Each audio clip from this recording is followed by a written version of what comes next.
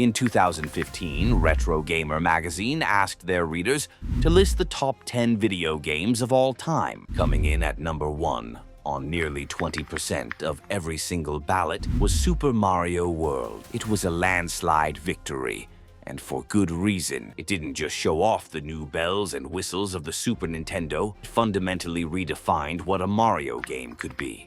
The goal was no longer just beat the turtle and get a high score. It was about exploring an entirely new world, finding hidden paths, and making new friends you'd eventually drop into a bottomless pit for a little extra height.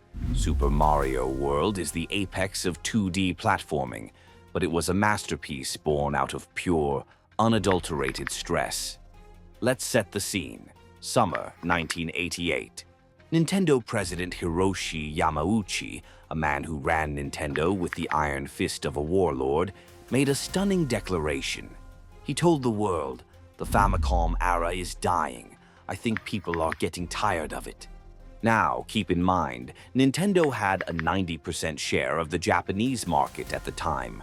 But Yamauchi was paranoid, and rightfully so. A massive electronics giant called NEC had just thrown their hat in the ring with the PC Engine, boasting about technological superiority and CD-ROM attachments. Then there was Sega. Good old Sega. They were about to launch the Mega Drive, the first true 16-bit console. They were literally slapping a 16-bit sticker on the front of the machine like it was a turbocharger. Suddenly, Nintendo's 8-bit Famicom looked like a dusty relic. So, Yamauchi did what any rational billionaire would do. He started teasing the Super Famicom a month before the competition could launch. It was a classic, "Don't buy their shiny new toy, because mine is going to be shinier" warning. Yamauchi claimed the Super Famicom would have a custom Sony sound chip, more than 32,000 colors, and a resolution that would make your eyes melt. But he also knew that tech specs are for nerds. What actually matters is the software. So he announced that Nintendo was prototyping several games, one of which was Super Mario Bros. 4. This was a bit of a shock to the public, mostly because Nintendo hadn't even released Mario 3 yet. While the marketing department was busy making promises, Shigeru Miyamoto and his team were in the trenches, absolutely exhausted from finishing the third game. Miyamoto considered Mario 3 to be the definitive 8-bit experience. They had put everything they had into it.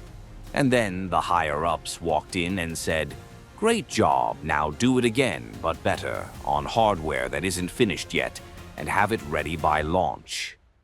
The pressure was on. The team had to grow.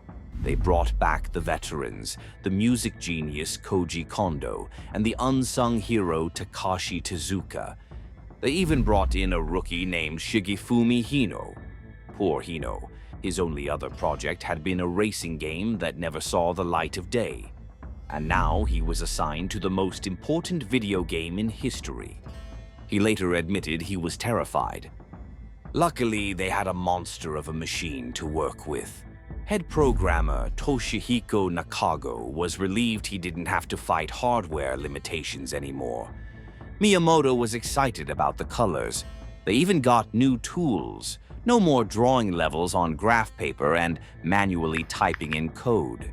But they hit a snag immediately. They tried porting Mario 3 to the new hardware as a test. It looked better, sure, but Miyamoto realized, we can't just make the same game again.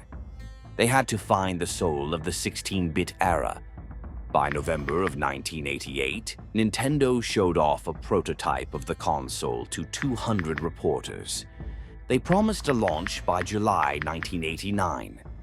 Spoiler alert, that didn't happen. Mario 4 was missing from the demo because the team was busy ripping everything apart and putting it back together. They kept the Koopalings, the raccoon suit, and the world map, but co-workers started whispering, "This looks just like the old games." Tezuka took that personally. He told Hino to redo the sprites. They experimented with 3D looks. They added background scaling and transparency. They added checkpoints. They added the item Reserve Box, and most importantly, they gave it a new name, Super Mario World. Just as the hype train was hitting max speed, Nintendo pulled the emergency brake. The Super Famicom was delayed for an entire year. Why? Because life is complicated. There was a global chip shortage, a lack of finished software, and Yamauchi was trying to keep the price at 20,000 yen while the cost of parts was skyrocketing. Plus, Nintendo was already printing money with the Game Boy and the original NES. One columnist even asked, "Why launch a new thing when you can't even keep the old thing in stock?" The delay was a PR nightmare, but for Miyamoto and Tezuka, it was a blessing in disguise. They finally had time to ask, what if the world map wasn't just a menu? What if the map was the playground? Dinosaur Land was born. Instead of 8 separate worlds, it was one massive, interconnecting mess of 96 exits. Miyamoto hated easy modes, so they invented switch palaces. If you found the secret switch, the game got easier. If you ignored them, good luck. You're on your own. And then, there was the dinosaur in the room. For 5 years, Miyamoto had a sketch of Mario riding a dinosaur taped to his desk. He tried to put it in Mario 3, but the 8-bit hardware basically screamed in agony at the idea. Tezuka saw the sketch and told Hino, "Draw a dinosaur Mario can ride like a horse." Hino's first attempt looked like a crocodile. Tezuka sent it back, demanding something cuter and related to turtles. Eventually, they got it. A green dinosaur with a saddle and a bottomless stomach. They named him Yoshi after a staff member's nickname, and he changed everything. He wasn't just transport. He was a power-up you could feed berries to, fly with, or, most iconically, leap off of at the last second to save your own skin while he plummeted into the abyss. While the graphics were getting a facelift, Koji Kondo was having a breakdown in the sound department. The Super Famicom had 8 audio channels. Luxury. But Kondo found it 100 times harder. He had to create his own instrument samples. He wanted one single melody to haunt your dreams, so he rearranged the same theme for every environment. Fun, bright music for the surface. Creepy minor key music for the fortresses. He even programmed a little bongo track that only kicks in when you're riding Yoshi. That is the kind of detail that makes a masterpiece. By the summer of 1990, the game was perfected. They had the cape, the spin jump, and the L and R buttons that let you look ahead so you didn't have to take a blind leap of faith. On November 21st, 1990, the trucks rolled out at midnight like a secret military operation. 300,000 consoles sold out in 72 hours. Mario was back, and this time, he had a cape. While Japan was basking in the 16-bit glow, North America was still stuck in a fever dream of 8-bit pixels and denim jackets. In 1988, the NES was the undisputed king of toys. 1 in 4 American households had one. But just like in Japan, the bits were coming. At the 1989 Consumer Electronics Show, the air was thick with corporate smack talk. Sega introduced the Genesis, and NEC brought over the TurboGrafx 16. The hot buzzword was bits. To the average kid in 1989, more bits meant better life choices. Nintendo's official stance. 16-bit consoles aren't the future. The NES is plenty powerful. Keep buying our stuff. The press called it propaganda, and they weren't wrong. Magazines like Electronic Gaming Monthly were already leaking photos of the Super Famicom from Japan.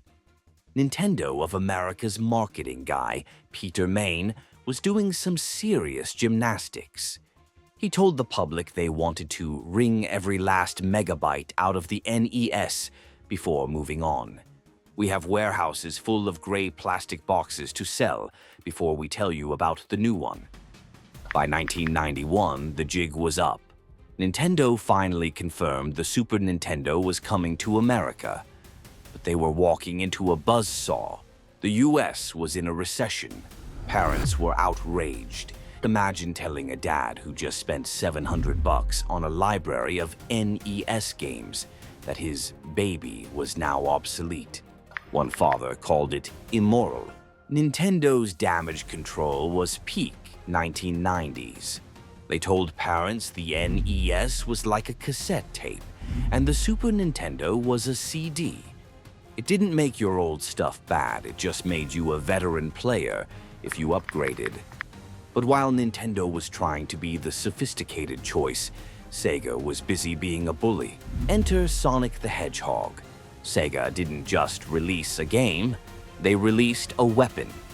They cut the price of the Genesis to $150 and bundled it with Sonic. Their commercials were legendary. They showed Mario and Sonic side by side with a message that basically said, Mario is old, slow, and for babies. Sonic is fast, cool, and has attitude. Sega even did a mall tour where they let kids play both games.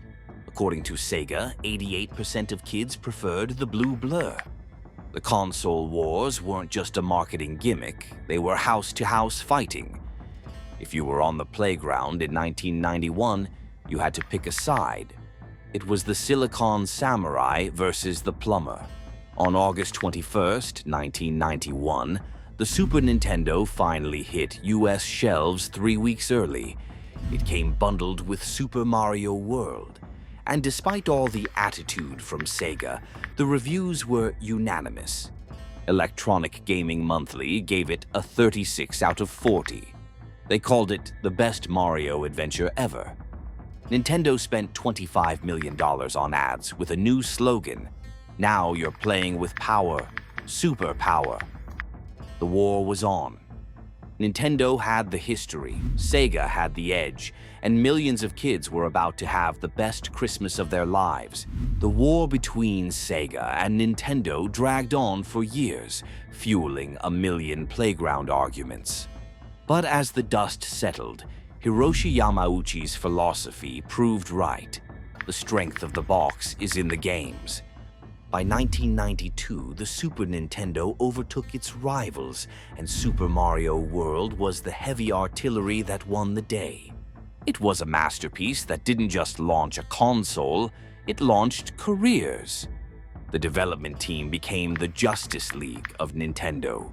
Director Takashi Tezuka went on to oversee almost every major Mario and Zelda game for the next 30 years. His goal? To make games that people hold on to like treasure. And look at the rest of the roster. Katsuya Iguchi, the map director. He eventually created Animal Crossing. Hideki Kono, he directed Super Mario Kart. And Shigefumi Hino, the guy who was terrified of failing, he created Pikmin and made Yoshi a global superstar. Yoshi got his own games, his own plushies, and a permanent spot in the Mario family, despite how many times we've all dropped him into a pit. But the real legacy of Super Mario World isn't found in a boardroom, it's found on the internet. In the early 2000s, fans started hacking the game to create Kaizo levels. These are levels designed with pure, concentrated evil.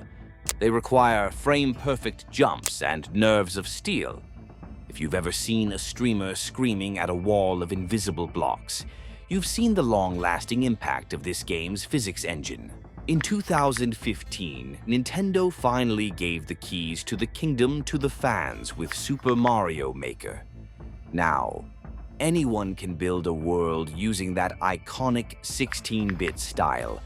Even after 30 years, people are still finding new ways to play, new secrets to uncover, and new ways to accidentally fly into a boo. Super Mario World was the apex of the platforming genre. It was the perfect blend of freedom, athleticism, and that specific Nintendo magic. As one reviewer put it, if you haven't experienced the thrill of a secret exit or the tragic comedy of a runaway Yoshi, you're missing out on gaming's most iconic moments.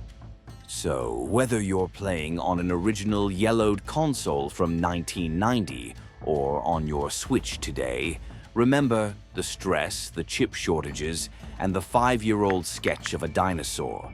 It was a lot of work to make something look this fun. Thank you for playing.